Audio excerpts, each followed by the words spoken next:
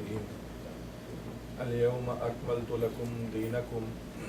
واتممت علیکم نعمتی ورضیت لکم الاسلام دینا۔ صدق اللہ العظیم۔ حضرات محترم، میں نے آپ کے سامنے چھٹے پارے سے چند الفاظ تلاوت کیے ہیں، جس کا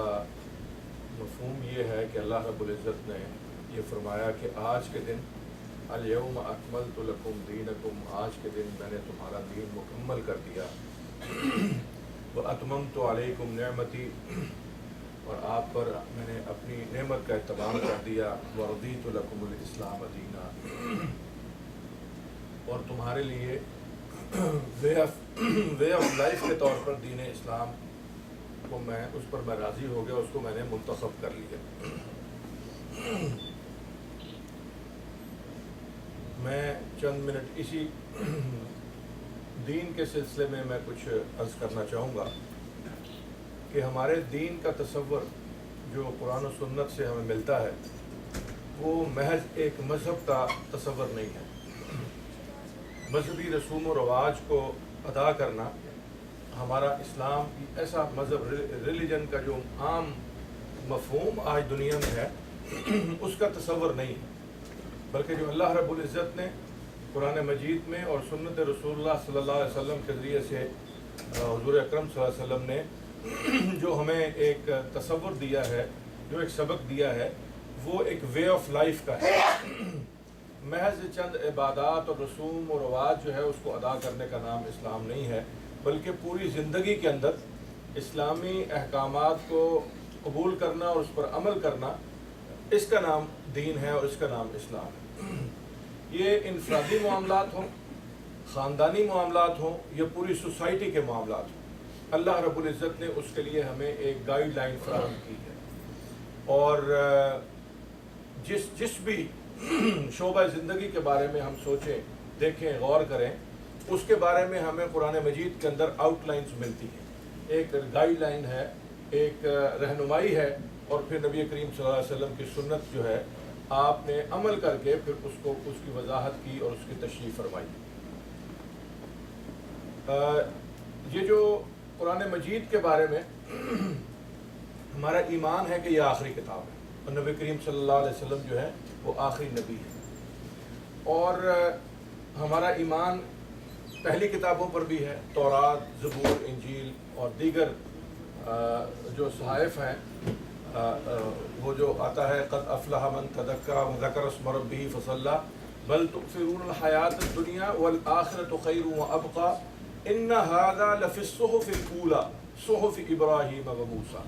تو یہ جو صحائف ہیں، کتابیں ہیں جو قرآن مجید سے پہلے کی بھی ہیں، ان انبیاء پر بھی اور ان کتابوں پر بھی ہمارا ایمان اسی طرح ہے جس طرح ہم اپنے دین کے اندر ایک ایمان رکھتے ہیں۔ تو اس اعتبار سے میں یہ سمجھتا ہوں، کہا کرتا ہوں کہ قرآن مجید جو ہے وہ خدائی رہنمائی کی کتاب کا آخری ایڈیشن ہے، اور کوئی بھی مصنف جب اپنی کتاب کو اپڈیٹ کرتا رہتا ہے اور اس کا آخری ایڈیشن جب وہ ڈکلیئر کرتا ہے تو اس میں وہ ساری کی ساری جو اس کی ذہنی کاوش ہوتی ہے اس کو وہ شامل کر دیتا ہے۔ تو قرآن مجید اتنا مکمل ایڈیشن ہے خدائی ہدایت کا کہ ایز کمپلیٹ ایز پاسبل، تو اللہ رب العزت کی ذات کے لیے کیا کچھ پاسبلٹی نہیں ہو سکتی، کیا اس کی کوئی ریسٹرکشن ہو سکتی ہیں پاسبلٹیز پہ؟ تو اس اعتبار سے قرآن مجید ایک مکمل ضابطہ حیات کے طور پر اللہ رب العزت نے ہمیں بھیجا۔ جو سابقہ انبیاء کرام علیہم السلام تھے وہ مختلف زمانوں میں، مختلف مکانوں میں، مختلف علاقوں میں، مختلف قوموں کو بھیجے گئے۔ اصل میں دین تو وہی تھا جو ہمارے بنیادی عقائد ہیں، توحید کا عقیدہ، اس میں کوئی تبدیلی نہیں ہوئی کسی بھی دور کے اندر، اور رسالت کا کہ اللہ کی وحدانیت اور توحید، جس سے مراد توحید سے مراد یہ ہے کہ تمام اختیارات کا سرچشمہ اور منبع اللہ تعالیٰ کی ذات ہے، جس کو جتنا چاہے وہ عطا کر دیں، اور سارے خزانے اللہ رب العزت کے پاس ہیں، وہ رزق ہو، وہ اولاد ہو، وہ حکومت ہو، وہ کچھ بھی ہو، وہ اللہ تعالیٰ جتنا چاہے کسی کو عطا کر دیں، اصل خزانے کا مالک اللہ تعالیٰ کی ذات ہے۔ اسی طرح انبیاء کرام علیہ السلام کے بارے میں ہمارا یہ ایمان ہے کہ وہ اللہ کے بھیجے ہوئے پیغمبر اور رسول تھے، اور جو اللہ نے کہا اس سے کوئی ایک حرف ایک لفظ اضافہ کمی کر کے انہوں نے ہم تک نہیں پہنچایا۔ تو یہ انبیاء کرام علیہ السلام جو ہیں وہ اللہ کے پیغمبر تھے، اللہ کے رسول تھے، اللہ کے نبی تھے، اور اللہ کا پیغام پہنچانے والے انسان تھے جو اس دنیا میں مختلف موقعوں پر مختلف جگہوں میں آتے رہے۔ تو اسی طرح جو مختلف قومیں جن مختلف برائیوں میں مبتلا تھیں، جن فاسد عقیدوں کے اندر جو مبتلا تھیں، جن بدعات کے اندر وہ مبتلا ہو گئی تھیں، ان انبیاء نے آ کر بنیادی عقیدہ وہی بیان کیا توحید کا اور اللہ تعالیٰ کی ہدایت کا، لیکن جو ارد گرد جو ضلالتیں تھیں، گمراہیاں تھیں، بدعات تھیں، مختلف چیزیں تھیں، ان کو درست کرنے کی طرف انبیاء نے اپنی ساری زندگی لگائی۔ لیکن نبی کریم صلی اللہ علیہ وسلم چونکہ قرآن یہ کہتا ہے کہ وہ خاتم الانبیاء خاتم النبیین ہیں، اور حضور پاک صلی اللہ علیہ وسلم بھی یہ فرماتے ہیں، اور کسی نبی نے آپ صلی اللہ علیہ وسلم کے علاوہ نہیں کہا کہ میں آخری نبی ہوں، اگلوں کی بشارت دی ہے۔ اس اعتبار سے جب ہمارا یہ ایمان ہے کہ آپ خاتم النبیین ہیں، آپ کے بعد کوئی نبی اور پیغمبر نہیں آئے گا، اور قرآن مجید جو ہے وہ لاسٹ ایڈیشن ہے اور ایز مچ ایز پاسبل وہ کمپلیٹ ہے، تو پھر یہ رہتی دنیا تک کے لیے ہے۔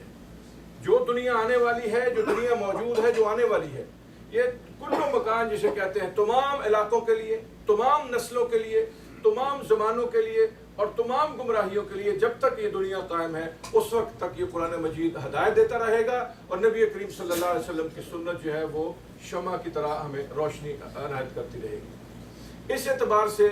اگر ہم قرآن مجید کو پڑھتے ہیں، دیکھتے ہیں، تو ہمیں اس کے اندر سائنس اور ٹیکنالوجی بھی ملتی ہے۔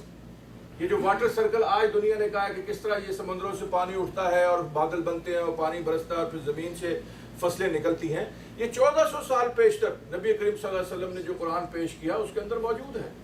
یہ جو انسان کی پیدائش کے مراحل ہیں، یہ جو آسٹرونومی کے آج دنیا نے چیزیں جو ہے ایجاد کی ہیں یا دنیا نے دیکھی ہیں، اپنی آنکھ سے سمجھی ہیں، وہ اس قرآن مجید کے اندر ان کے اشارے موجود ہیں۔ اور ایک طرف اللہ رب العزت یہ بھی کہتے ہیں کہ تم ان کی حدود سے نکل کر مجھے بتاؤ، یہ چیلنج بھی کرتے ہیں۔ تو آج دنیا کے اندر چند سیاروں کو دیکھنے کے علاوہ کوئی خلا نورد جو ہے، کوئی خلا باز جو ہیں اور سائنسدان جو ہیں، وہ دنیا کی حقیقت کو کہ زمین اس دنیا خلا کے اندر کس پوزیشن پر ہے اور کوئی اور کہکشاں، کوئی اور خلا کیا پوزیشن ہے، اس تک نہیں پہنچ سکا۔ لیکن دوسری طرف قرآن یہ بھی کہتا ہے کہ ہم نے وَسَخَّرَ لَكُم مَا فِي السَّمَاوَاتِ وَمَا فِي الْأَرْضِ، کہ جو زمین و آسمانوں کے درمیان چیزیں ہیں وہ آپ کے لیے مسخر کر دی۔ اور آپ دیکھیے، کبھی سمندر میں چلا جائے آدمی، کبھی ہواؤں میں ہوائیں تیز چل رہی ہوں، کبھی آگ کا الاؤ دہکا ہوا ہو، تو اس سے ایک دہشت کی ایک خوف آتا ہے کہ یہ خدائی طاقتیں ہیں، خدا کے حکم سے چلتی ہیں، اور ان کے اوپر اللہ نے انسان کو ایک طاقتور بنا دیا ہے، حاکم بنا دیا ہے، ان کو کنٹرول کرتا ہے، یہ مسخر کر دیا ہے۔ یہ مسخر کر دیا ہے اس طرح کہ یہ امانت ہے ہمارے پاس، ہم ان کے مالک نہیں بن گئے، ہم ان کے خود مختار انسان مالک نہیں ہے، بلکہ یہ تمام چیزیں جو ہے انسان کی خدمت کے لیے اللہ نے انسان کی تسخیر میں دے دی ہیں، اور اس نے تسخیر کائنات کر کے ان پر قابو پا لیا ہے۔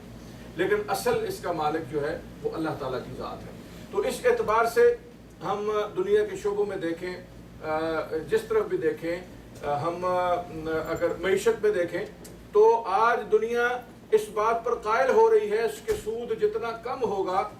اتنا معاشرے کے اندر جو ہے وہ خوشحالی ہوگی۔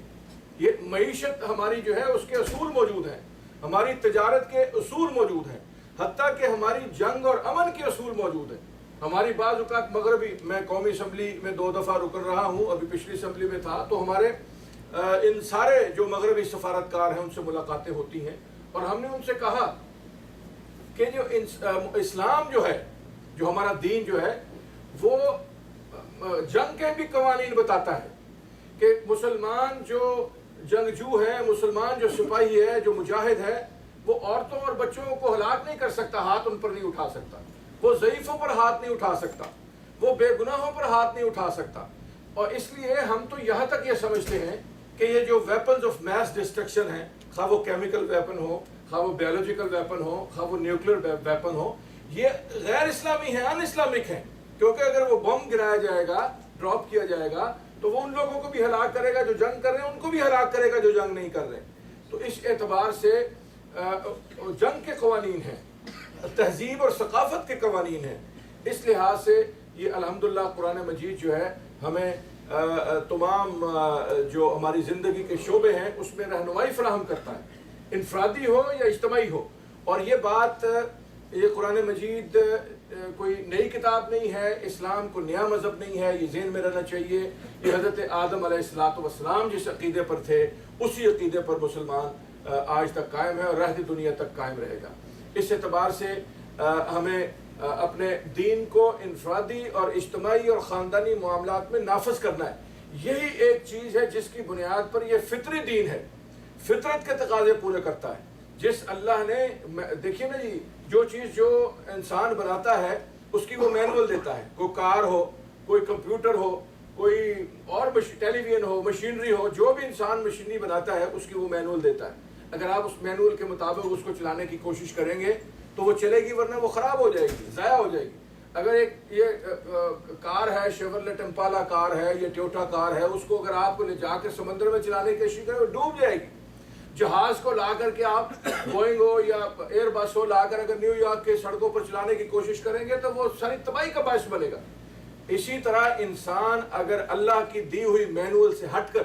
اپنی انفرادی یا اجتماعی یا خاندانی زندگی کو گزارنے کی کوشش کرے گا تو معاشرے میں فساد کا باعث بنے گا. تو ہماری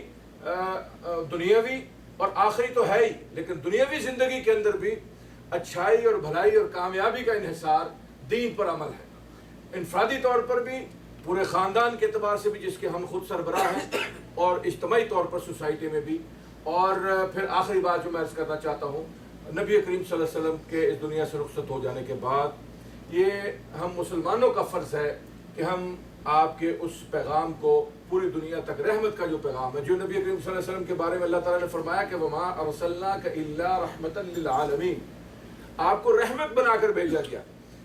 تو اس رحمت کے پیغام کو، اس نیکی کے پیغام کو، اس امن اور بھائی چارگی کے پیغام کو ان لوگوں تک جو اس پیغام سے ناآشنا ہیں ان تک پہنچانا، ان کو قائل کرنا، اس کی حقانیت پر قائل کرنا، اس کے پریکٹیکل ہونے پر قائل کرنا، یہ ہم سب کا فرض ہے کہ ہم ان سب دوستوں تک پہنچے جو مسلم ہیں یا غیر مسلم ہیں، ان تک پہنچے اور ان تک اپنا اس حق کا پیغام پہنچائیں. نبی کریم صلی اللہ علیہ وسلم کی سیرت ان کے سامنے رکھیں اور اس بنیاد پر ان کو اس بات پر قائل کریں کہ دنیا اگر امن کا گہوارہ بن سکتی ہے تو خدائی ہدایت کی بنیاد پر بن سکتی ہے. یہ ممکن نہیں ہے کہ امریکہ کوئی قانون بنائے تو اس سے روس کو فائدہ ہو، یہ ممکن نہیں ہے روس کو قانون بنائے تو اس سے پاکستان کو فائدہ ہو، یہ ممکن نہیں ہے پاکستان کوئی قانون بنائے تو اس کو بھارت کو فائدہ ہو. ہر ملک اور ہر شخص اگر کوئی قانون بنائے گا، کوئی اصول اور ضابطہ بنائے گا تو وہ اپنے فائدے کے لیے، اپنی قوم کے فائدے کے لیے. لیکن صرف اللہ تعالیٰ کا قانون ایسا ہے، اللہ کا ضابطہ ایسا ہے جو رہتی دنیا تک کے لیے ایک سکون کا باعث ہے، امن اور بھائی چارے کا باعث ہے. اور پیغمبر آخر زماں حضرت محمد صلی اللہ علیہ وسلم، ہمارے ماں باپ قربان آپ کے نام نامی پر، آپ کی سیرت میں وہ پیغام موجود ہے جو دنیا کے لیے بھائی چارگی کا، امن اور سکون کا گہوارہ بنانے کا پیغام ہو سکتا ہے. اللہ تعالیٰ سے دعا ہے کہ وہ ہمیں اپنے دین کو پہچاننے، اس پر عمل کرنے اور اپنے دوستوں اور ساتھیوں تک اس کو پہنچانے اور اس کے ساتھ لے کر چلنے کی توفیق عطا فرمائے.